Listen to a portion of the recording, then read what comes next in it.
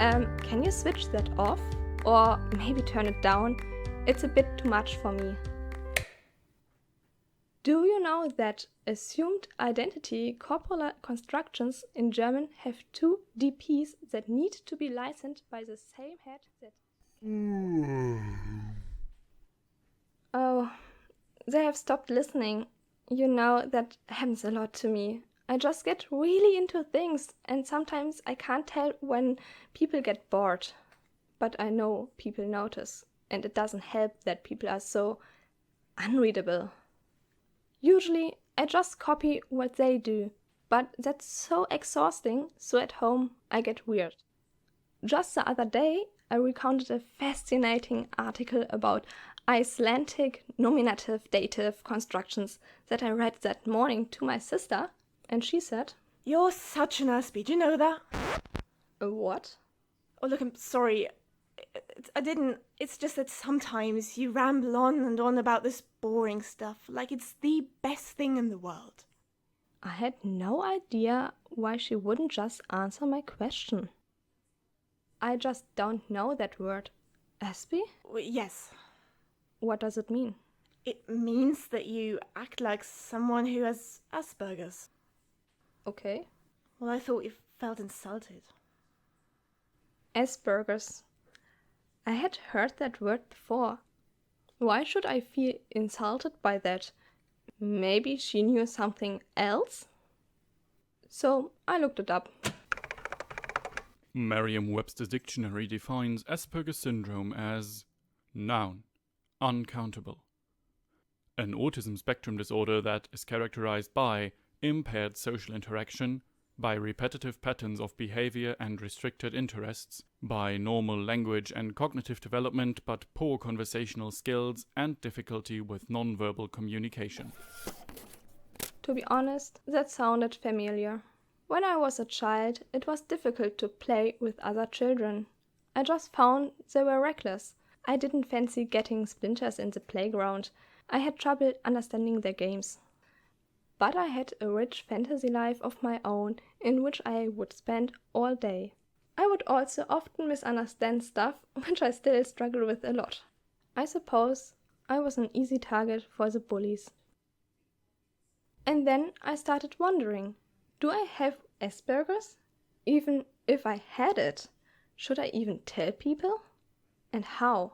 Some people just wouldn't believe me, and they don't even diagnose Asperger's anymore. It's now high-functioning autism spectrum disorder. Do I want to be called autistic? A tough decision. I thought maybe it would be easier if people knew, so they wouldn't think I was rude. But maybe I didn't have it at all. And where would I even start? But I reckoned knowing for sure would help. It would be an explanation, something to hang on to. And then, well, I didn't know what then. One day I was sitting in the empty 65 bus and this person entered. He kind of shuffled towards me and then sat down right next to me. I'm sorry, I know that it's weird that I'm sitting right next to you on an empty bus, but I always sit here. Okay. You're okay with that? Why wouldn't I? Sorry, I'm not very good at reading people. I have Asperger's. Really? How do you know? I don't know. I guess I just found something that's more interesting in life than socializing. And all those, little cues and facial expressions, they're just weird, difficult puzzles to me, and everyone else seems to be able to solve them just like that. Oh. You're wondering whether you have it too? Yes. How can you tell? I always find it very difficult to read others. Just years of observation and experience working with other people like me.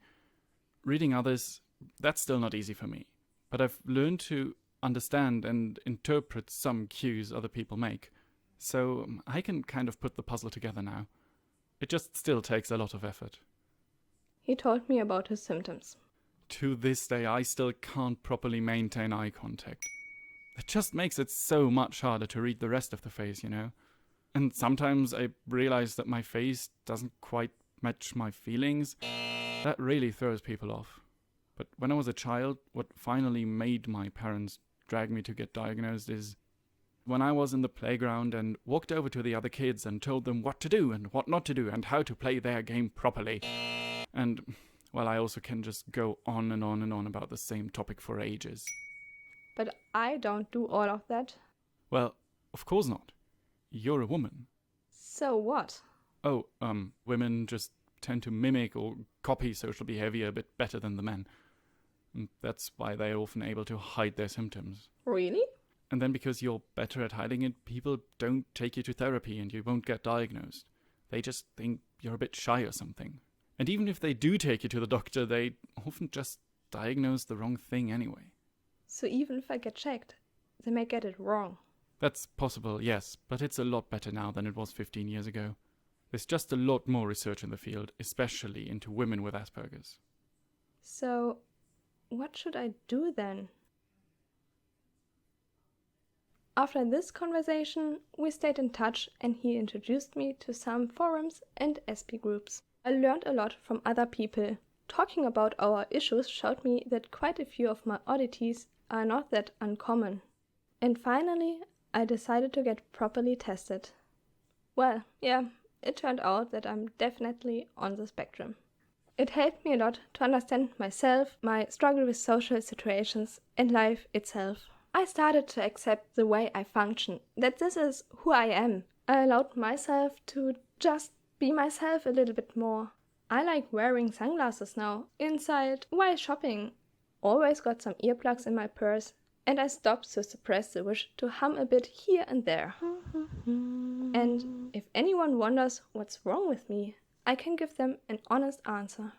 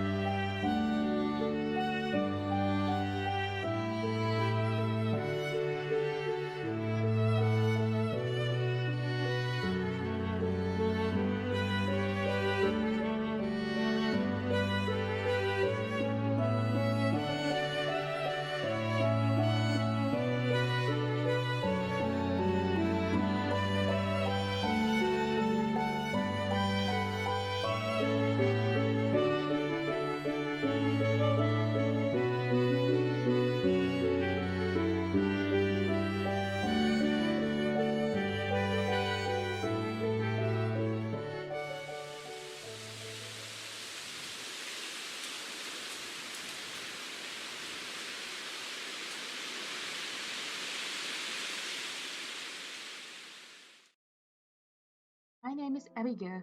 I recently started my job at this huge company and I just wanted to share my experience with you. In this blog, you will get to see my everyday life and stuff that is happening in my little world. So, here it goes. Today was a good day. I had my first huge and important presentation in front of everybody, and it actually went pretty well. It seemed like everybody was quite impressed. But then, after my presentation was over, I overheard Jerry and some guys saying, "That outfit should not have been worn by somebody looking like that. It just makes me wonder, where has the taste of our world gone?" It was like a car accident. I really wanted to look away, but I just couldn't, you know? That was a kick to the stomach. It instantly took me back to all the Thanksgivings, Christmases, and birthday parties when Uncle Dan used to tell me, "You know, Abigail, you should really think about the way you look. No, maybe you should work out or something. I mean, think about it. Who's going to marry someone looking like you? You want people to like you, right? You don't want to end up like the crazy cat lady next door." and that is the root of all my problems. People always telling me I'm not good enough and I'm not worth anybody's attention. No, don't delete that. You should totally be yourself. That is the point of all this, right? To show everybody how you're feeling, to help others who feel the same way. You need to be completely real and honest. Why would she be real? She wants people to like her. She can't get too personal. There you go. You know what's right. Just type down what everybody wants to read. Nobody wants to know your family drama. But family drama is what's making this so relatable. You can't just delete your life. Don't listen to them. Just be yourself. It's not deleting your life. It's polishing it. But even hearing that comment, it did not bother me. I don't listen to stuff like that, and who knows? Maybe it wasn't directed at me. They were probably talking about somebody they saw walking by earlier. I learned to not let mean people bother me from a very young age. Just for context, I used to be bullied in school. What you doing here, huh? Can't you look where you walk? Huh? Have no home? Hey, everything. Say something. Why are you silent? Huh? Why you afraid? Are you here? You're not supposed look at you. to be You here. look so stupid. Nobody wants you to be Go here. and die. Go away. Leave. They always called me names. They shoved me around, treating me like a punching bag. The bigger kids hovered over me like I was a delicious little mouse, and they were a big cat. It was super scary, but after a while, I just got used to it and even started to stand up for myself. I learned not to let mean comments get to me and to just ignore bullies.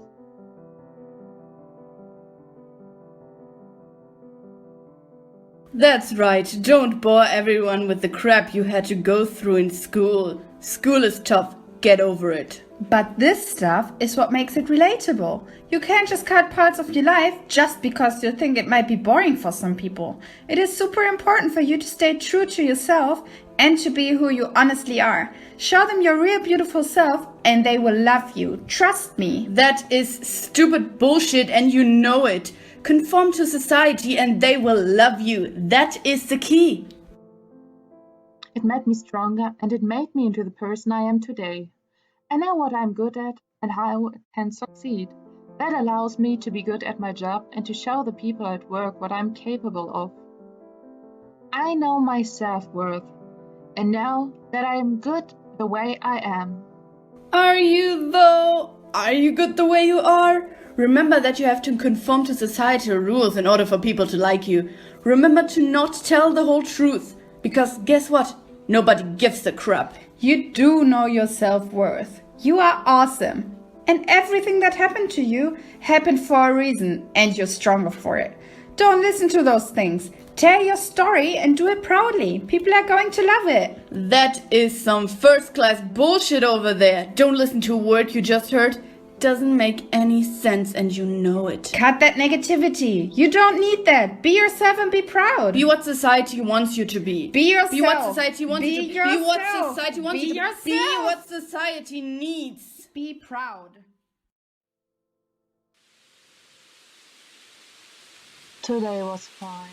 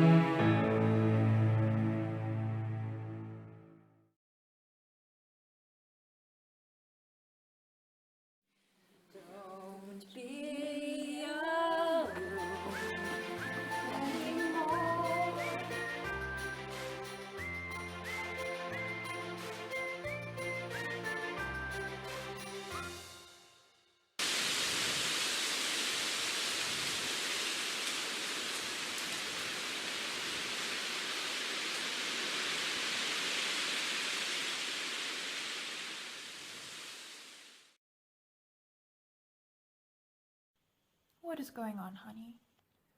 You're not eating much. Are you getting ill? Are you sure? It's your favorite meal. You usually laugh when I cook. You usually don't say that you don't want to eat when I cook. But you haven't eaten yesterday evening either.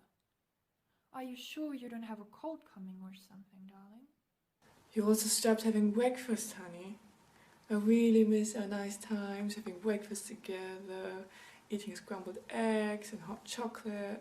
It was so nice. We could do that again. You really don't want to eat now? Not even a tiny little bit? Fine. I cooked your favorite meal. I thought you would appreciate it. But silly me, next time dinner's just for me. I will just put your plate in the fridge, and maybe you want to eat it later. Okay?